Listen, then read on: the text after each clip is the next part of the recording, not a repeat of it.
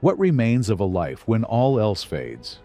Wealth fades, power fades, but knowledge outlives centuries. In the 9th century, a Muslim woman left a legacy carved in stone and spirit, not by ruling, but by shaping.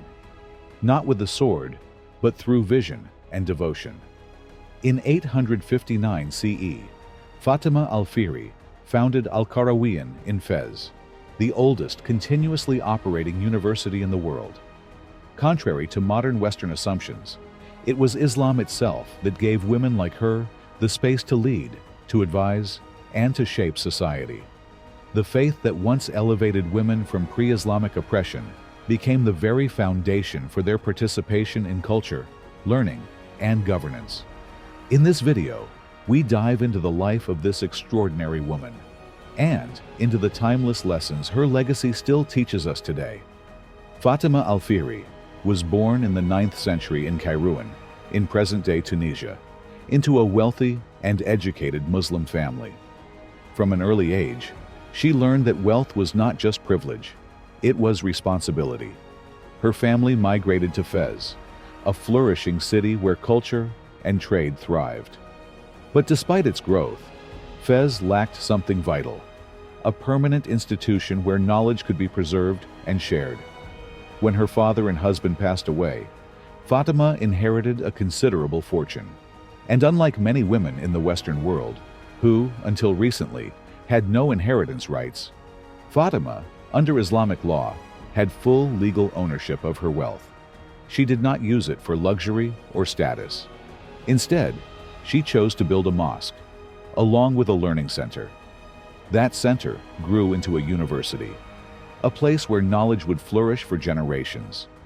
And what many don't know, Muslim women in this era were not hidden or silent. They were scholars, teachers, benefactors, and advisors. Al-Qarawiyyin quickly became more than a mosque.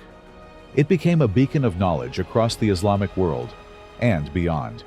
It offered instruction in theology, but also in astronomy, medicine, mathematics, grammar, rhetoric, logic, and philosophy. Scholars from North Africa, Andalusia, the Middle East, and even Europe came to learn within its walls. Among its renowned students were figures like Ibn Khaldun and Leo Africanus, men who would go on to shape history themselves. And it all began with the vision of a woman. Fatima left behind no written work, no political speeches, but her creation speaks louder than any book. Because while empires have risen and fallen, Al-Qarawiyyin still stands, as proof that women in Islamic history were not bystanders, but pioneers. What can we learn from Fatima al-Fihri today? Here are 3 principles that remain relevant in a world full of noise, distractions, and division. Firstly, great visions don't need a grand stage. Fatima never sought the spotlight. Yet, she changed the world. The lesson: you don't have to be loud to make an impact. What matters is the clarity of your intention and your willingness to carry it through. Secondly, knowledge is a responsibility. She could have kept her wealth to herself, but she didn't. She understood those who are given much have a duty to give back, and spreading knowledge is one of the most powerful forms of giving. Thirdly, faith and progress belong together. Fatima lived her faith deeply, while also creating a space for science, logic, and thought. She proved that Islam does not suppress women. It empowers them with dignity, with rights, with responsibility. Fatima al-Fihri was not a queen, not a warrior, not a public speaker. She was something greater, a shaper of the future. She didn't build palaces. She built ideas, not armies, but schools of thought. Al-Qarawiyyin still stands today, and with it, a truth.